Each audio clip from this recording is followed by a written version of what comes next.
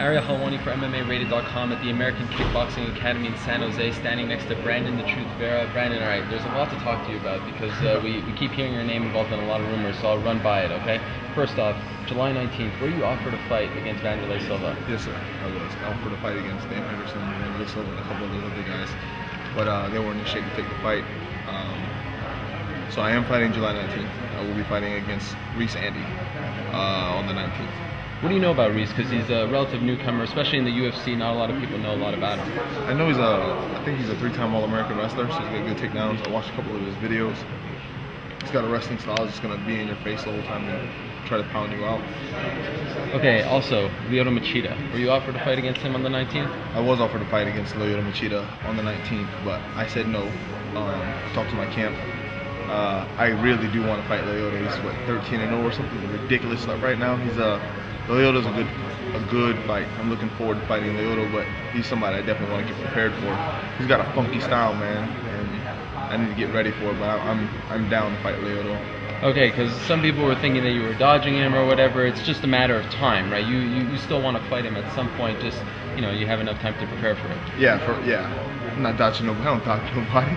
They asked me for Vanderlei and Dan. I was like, man, hell yeah, those are like superheroes to me, So I'm not dodging nobody. I will for sure fight him. I just need to prepare for him. Because I was watching his last fight with Tito. He's got a ridiculous style, man. It's funky. It's like karate, kung fu, and mixed in with MMA stuff. So you got to get ready for that, man.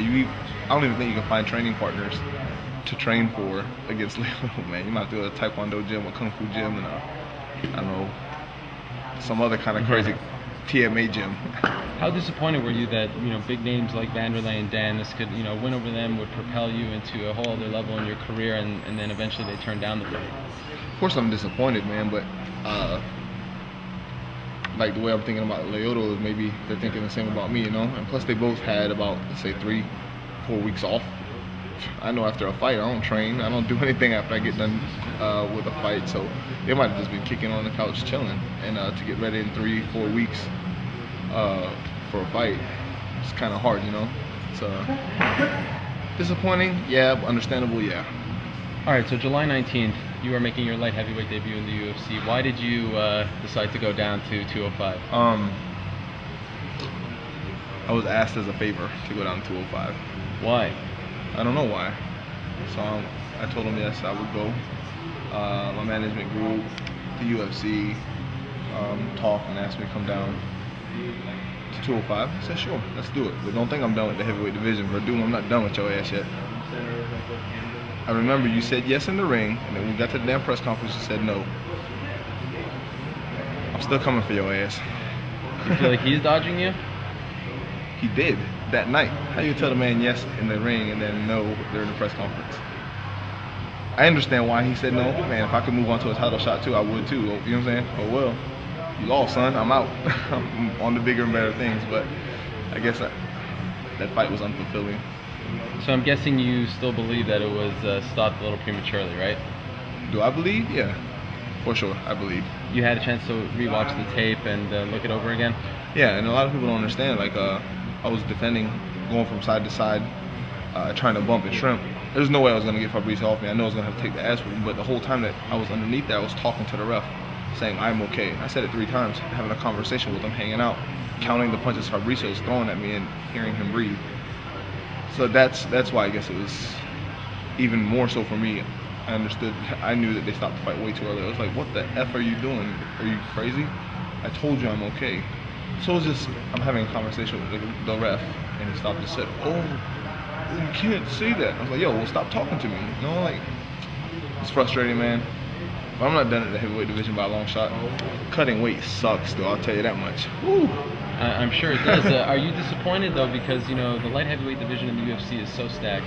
The heavyweight division, on the other hand, is kind of wide open. Now you're going down to this division where, you're now, I guess for lack of a better term, you could say you're a small fish in a big pond, as opposed to in the heavyweights, you were a big fish in a small pond. Why would I be disappointed? Well, because you have an easier path to the title. There's less guys in your way, and you were one of the top dogs in the heavyweight division. Now you have to reprove yourself all over again at 205 with all the other big names there. I'm a fighter. That's my job. That's what I'm supposed to be doing. So disappointed? Hell no. Well, because you're doing them a favor and everything, and you probably didn't really want to go down and cut weight and work at 205. Is really what I meant. No, it's a lot of good fights. The guy I want to fight at heavyweight doesn't want to fight me right now. There's some good fights at 205. I figured let's go down there and play around down there for a little bit. Don't act like I'm just staying at 205. I'm bouncing back and forth. Going from 205 to heavyweight, 205 to heavy, 205 to heavy.